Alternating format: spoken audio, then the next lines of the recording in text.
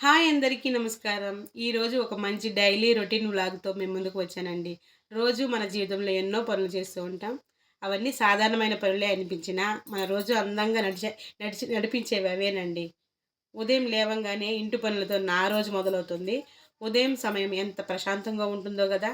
చల్లటి గాలి, ప్రశాంతమైన వాతావరణం, రోజంతా ఉత్సాహం అవ్వడానికి ఇదేనండి ప్రారంభం.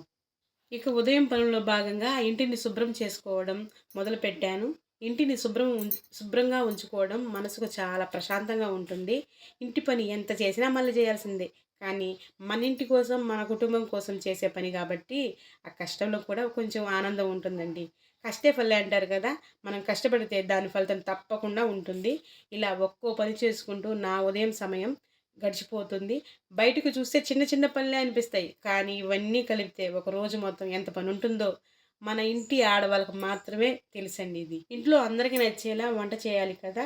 వంట చేసేటప్పుడు మనం వేసే ప్రతి పదార్థంలో కొంచెం ప్రేమ కూడా కలిపితే ఆ వంట రుచి ఇంకా పెరుగుతుంది. అన్నం పెట్టే చేయిని అమ్మ చేయి అని ఊరికే అనలేదండి. వంట చేస్తూ ఉంటే మధ్యలో ఎన్నో పనులు గుర్తొస్తాయి. ఒక పని అయిందంటే ఇంకో పని రెడీగా ఉంటుంది. అయినా మనం నవ్వుకుంటూ ఓపికగా చేసుకుంటూ వెళ్తే రోజంతా సంతోషంగా ఉంటుందండి. ఇన్ని పనులు చేసిన తర్వాత కొంచెం కూర్చొని రిలాక్స్ అవ్వాలని మనం రోజంతా పనుల్లోనే ఉండిపోతే మనకంటూ సమయం ఉండదు. అందుకే రోజులో కనీసం కొద్దిసేపైనా మన కోసం కేటాయించుకోవాలి. ఓపిక ఉంటే కొండను కూడా కదిలించవచ్చు అంటారు కదా! జీవితంలో ఎన్ని పనులున్నా ఓపికగా చేసుకుంటే అన్ని పనులు పూర్తవుతాయి. మన జీవితంలో పెద్ద పెద్ద విషయాల కంటే ఇలాంటి చిన్న చిన్న క్షణాలే మనకు ఎక్కువ ఆనందాన్ని ఇస్తాయండి. ఇక ఇప్పుడు వంటగదిలోకి వచ్చేసాను. మీరు కూడా మీ ఇంట్లో ఏ వంట చేశారో కామెంట్‌లో చెప్పండి. మీ వంటల్లో మీకు కూడా బాగా ఇష్టమైన వంటకం ఏదో కూడా చెప్పండి ప్లీజ్. ఇంట్లో ప్రతి ఒక్కరూ అవసరాలు చూసుకుంటూ, మిగిలిన పనులు చేసుకుంటూ సమయం గడిచిపోతూ ఉంటుంది. రోజు ఒకే రకమైన పనులు చేసినా ప్రతిరోజు మనకు ఒక కొత్త అనుభవాన్ని ఇస్తుందండి.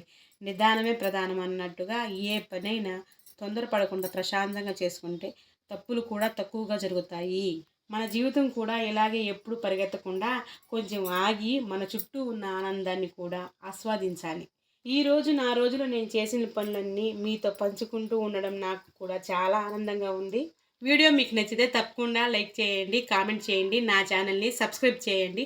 మళ్ళీ మరో మంచి వ్లాగ్‌తో మీ ముందుకు వస్తాను. అందరికీ హ్యాపీ ఇండిపెండెన్స్ డే. జై హింద్, వందే మాతరం.